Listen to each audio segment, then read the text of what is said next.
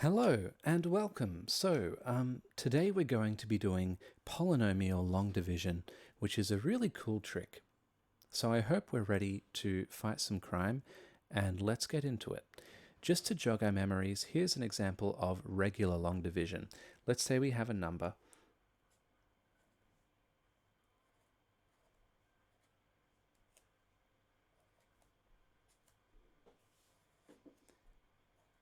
and we're dividing it. Okay, so the way this would work is we start with the leading digit and we say, well, how many 9s go into 1? None at all. So then we look over, we look at 12 and we say, how many 9s go into there? Let's say we know that 1 9 goes in. So then we say if we had 1 9 would be 9, so let's get rid of that. But we're left with something. So we carry down the rest. And the process continues. We say how many 9s go into 33? 3 9s would be 27. Get rid of that. And it continues.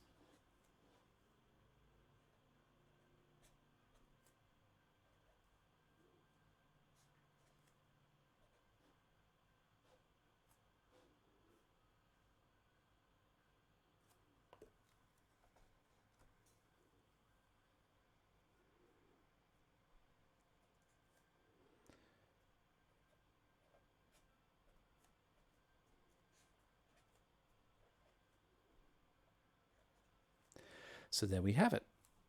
We have divided. But what happens if we're not dividing a number, but we're dividing a polynomial? So say we have a function, a polynomial, like x squared minus 3x minus 10, and we're dividing it by x plus 2. No problem. So we start with the first term here, that's x squared, and I'm not going to divide by x plus 2. That's a bit much. I'll just divide by x. I'll say how many x's go into x squared. Okay, x squared divided by x is x, and I'll line this up in my x column. Okay, x times x is x squared, and then we have x times 2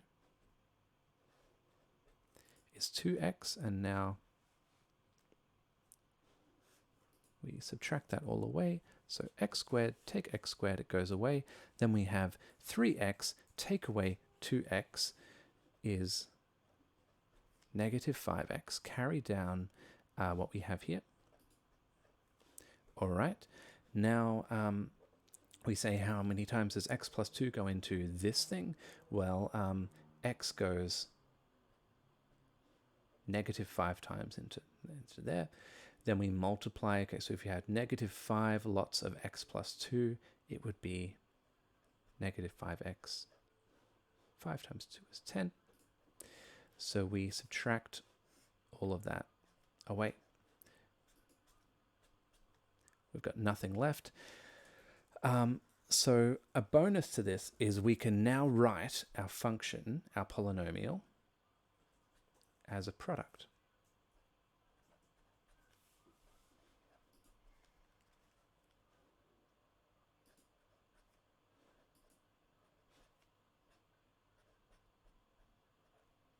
Product of the divisor and the quotient. Awesome. Okay. So how about a case where we have a massive polynomial and it doesn't have every single power? Okay, so here's my example. We have this one here.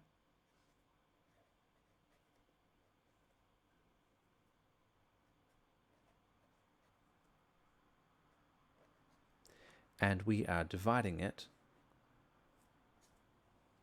all of it, by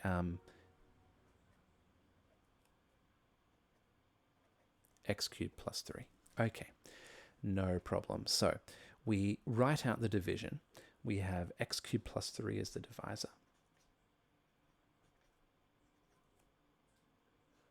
Now, to keep things nice, we are going to write every single power of our polynomial, even though we don't have every single power. What do I mean? Well, we have x to the 6. we do not have an x to the 5 term, but for completeness, we should put that place in anyway. So I'm going to write nothing times x to the 5. We have x to the 4. We have nothing times x cubed, and I'm going to run out of space here, but we'll do our best. Nothing times x squared. Okay, so for these long polynomials, yeah, sometimes we run out of space. We just do our best. Okay, so we have our leading term, x to the 6 divided by x cubed. Remember, the index rule is that you subtract the powers. So we have x to the power of 6 minus 3 is 3. And I'm just going to, yeah, I'm just going to make it a bit of space. So we have, I'm not quite writing this in line, but that's okay. Then we have, okay, we've divided out, we got x3. Then we go x cubed times x cubed is x to the 6. X cubed times 3 is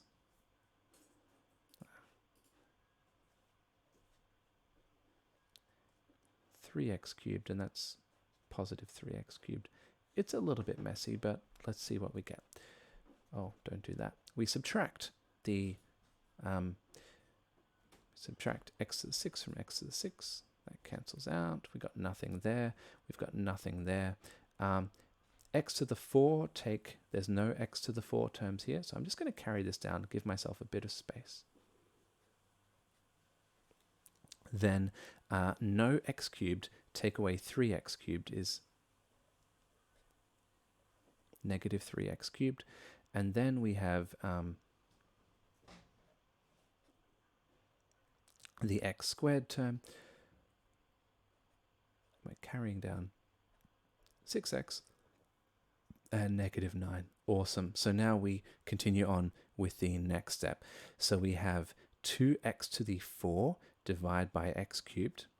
Okay, so that is, subtract the powers, so x to the power of 4 minus 3, which is 1, or just x. Then we multiply in, so 2x times x cubed is 2x to the 4. 2x times 3 is 6x.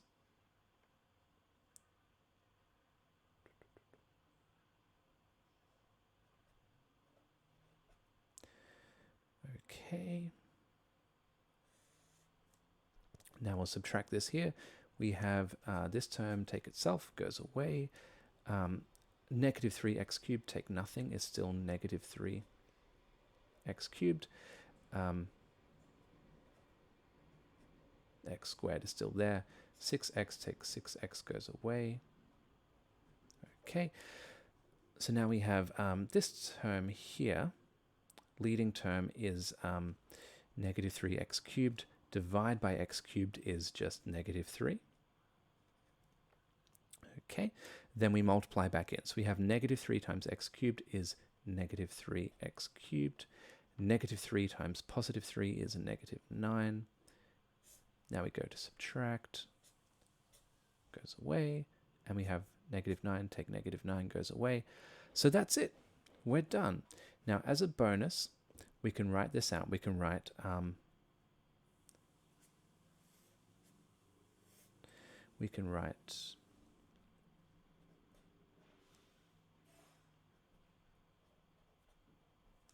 our original polynomial is equal to our divisor. Our divisor times what we got when we divided, our quotient, and that was x cubed plus 2x minus 3, just as we see here from the division problem above. Okay, so now for a real applications question. Well, kind of real.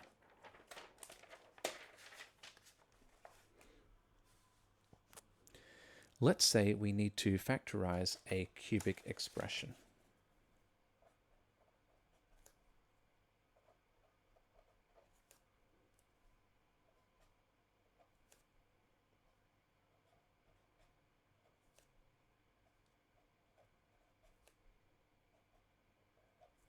Okay, so here it is. And I'm not so good at cubic, so looking at this straight away, I can't really see any factors or any solutions, but there's a quick theorem. There's a connection between roots and factors. So here's the theorem, basically. If we have x equals a being a root, then this means that x minus a is a factor.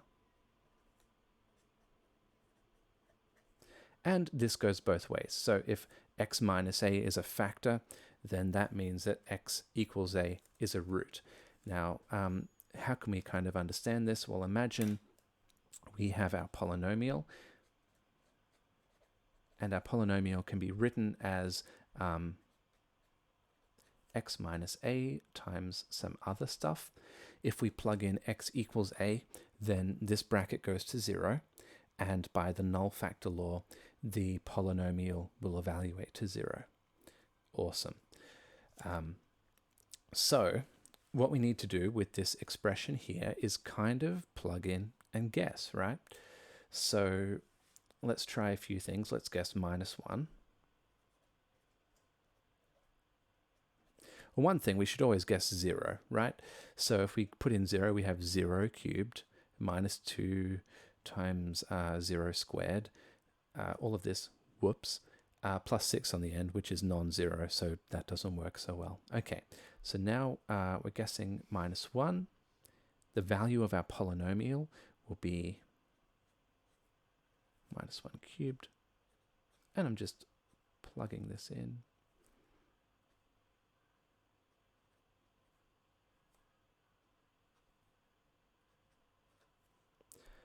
Okay, so, oops. So minus 1 cubed is minus 1. We have squaring a negative number becomes positive, so we have positive 1 times minus 2. Okay, then negative 5 times negative 1 is positive 5. Okay, so we're just doing basic maths here. And the bad news is we don't get 0.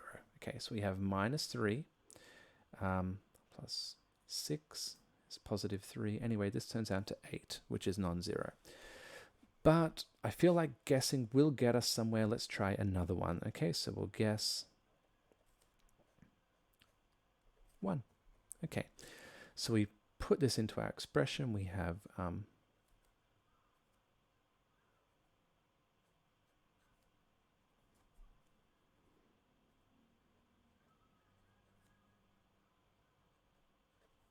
okay, this thing here, 1 cubed is 1.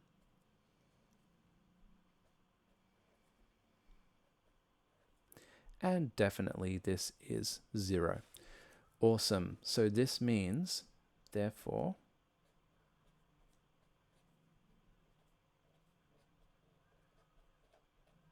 x minus 1 is a factor. We don't know what the other stuff is, but we can get the other stuff by dividing out x minus 1. Okay, so let's put our skills to practice. We have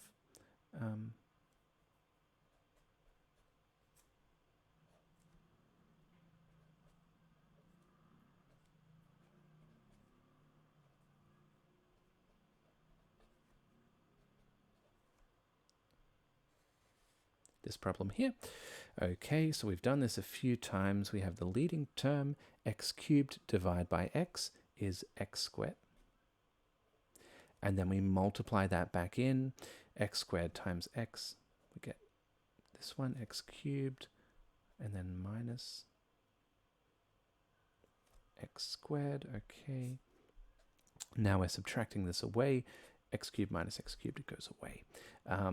Here, taking away a negative is adding. So remember, we're subtracting all of that. Okay, so we get...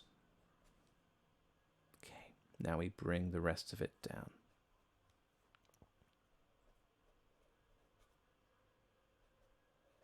Okay, now we do the whole thing again. So the leading term here is minus x squared divided by x is minus x.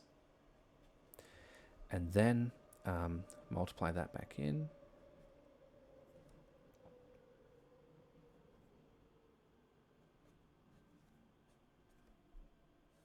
and subtract all of that away. So there we have, okay, so we get negative 5x take away 1x is negative 6x.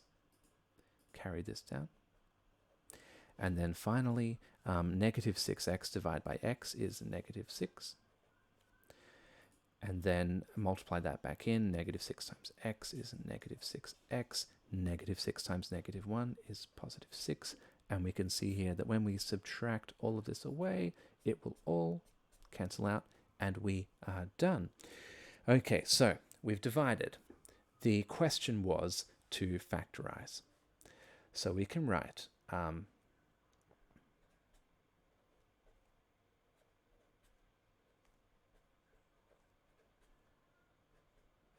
this expression here is equal to our divisor times, I'm just going to give myself a bit more space here, our divisor times our quotient.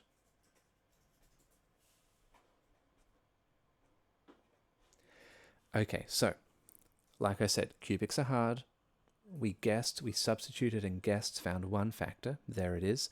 And then quadratics, not so hard. We know how to factorize those. So the method is, if I want to break this one up further, the first times last coefficient comes to negative 6.